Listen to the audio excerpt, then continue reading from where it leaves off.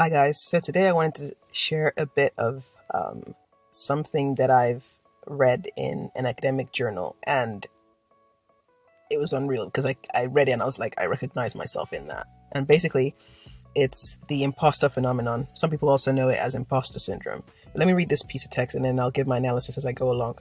So it starts off saying, imposter phenomenon has been defined as an internal experience of intellectual phoniness, marked by the inability of an individual to internalize professional successful experiences, despite having objective evidence of such achievements. And then it goes on to list people who've written about it, from Bernard et al. 2002, Clance and Imes 1978, and Whitman and Shanine 2012. And I see this and I'm like, that's me. I'll explain what I mean. I've been in many situations, particularly at work, but in different situations where I felt maybe the way I've described it in my journal notes in the past is just feelings of inadequacy. Like I'm not good enough or I'm not doing this well enough, even though, quite frankly, not many people are actually complaining, or no one's complaining, or I feel like I'm not doing as well. Maybe I'm not where I need to be. Maybe there's a deadline set and I don't feel like I'm going to meet it, or I'm working towards it and maybe I don't meet it, And the funny thing is, sometimes the reasons why maybe some deadlines may not be met may be because they were unrealistic deadlines set up to start with, but instead I end up internalizing the not hitting the deadlines and feeling like it was my fault. I'm the person who maybe I just wasn't good enough, I wasn't fast enough, I wasn't this and that, maybe I didn't plan my time well enough, But actually, I'm not bad. I'm not a bad employee. Like, I actually put in the work. An example of this that comes to mind is at some point at work, I was working on a so I had to make a one-page app, and I'd never done it before. I understand HTML, CSS, JavaScript a little bit, but I only understood it a little. In fact, when I started doing this, I didn't understand any JavaScript. So I was learning from scratch, and then we had tight deadlines, and I was working on it. I was doing, even outside of work, I was even pulling in all-nighters to try and get it, and just some things were not just working. And I felt so low. I was like, what is this? I feel like I'm going to be the one who's going to be letting the team down.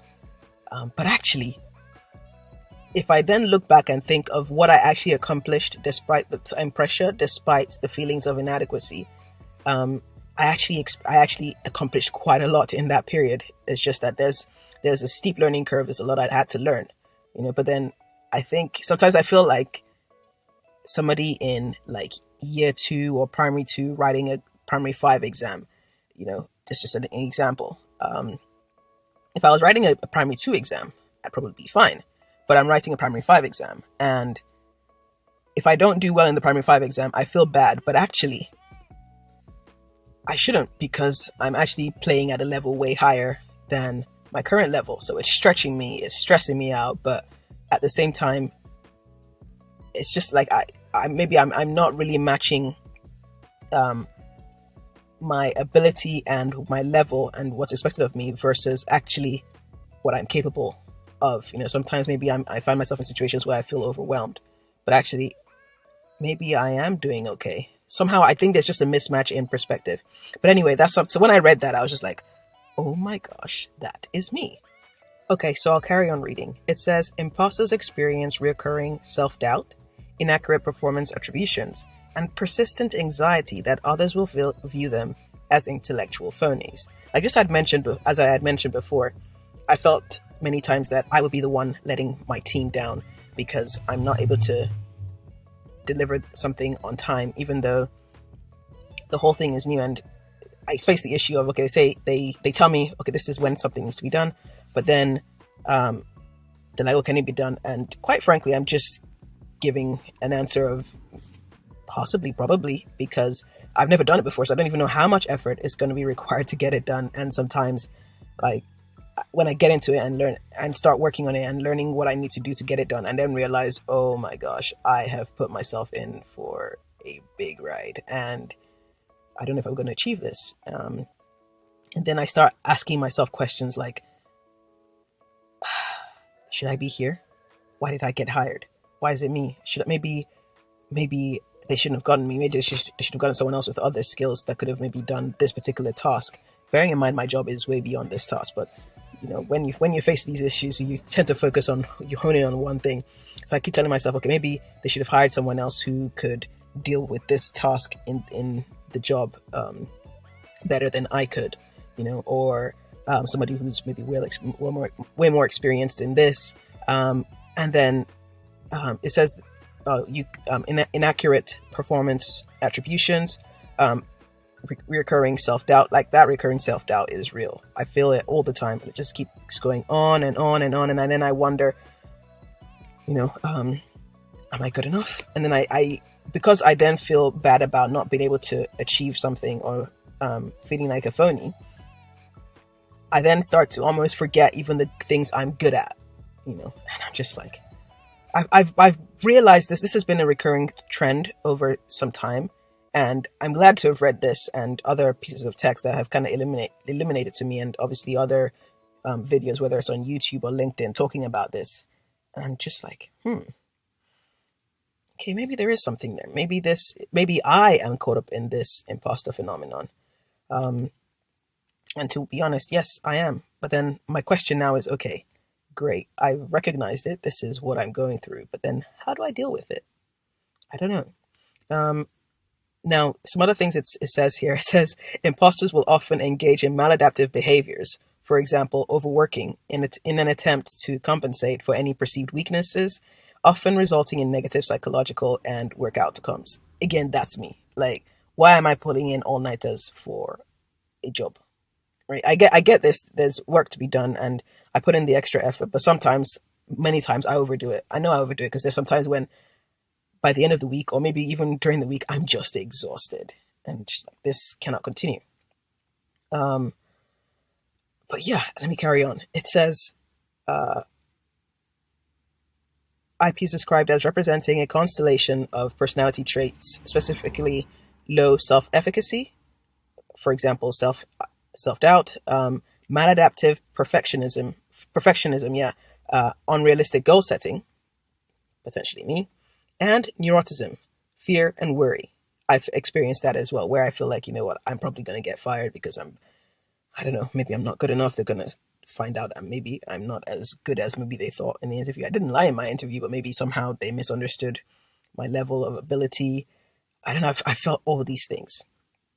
But anyway, let me read the last bit. It says, in other words, individuals who experience high levels of IP have persistent and pervasive feelings of work-related incompetence that manifests as typically underestimating their own ability and making inaccurate attributions about their professional success and failure. That's me, or that has been me. I think I'm working through it, working on it. I'm still a work in progress, figuring out how to get the right estimation of my ability, how to get the right estimation of my, not just my ability, but my successes so far, and being able to actually log it. I think one thing that could help could be logging key successes I've accomplished and being able to just go back and read over them. I think those might actually encourage me and help me deal with this imposter phenomenon. But yeah, this thing is real. But anyway, I'm reading this as part of my PhD, and it's been interesting. Like, yes, I'm reading it for the PhD in order to do some research, but it's also very interesting because I feel like it's helping me as a person. So I guess the next thing now is, asking myself, okay, I've seen this. I recognize myself in it.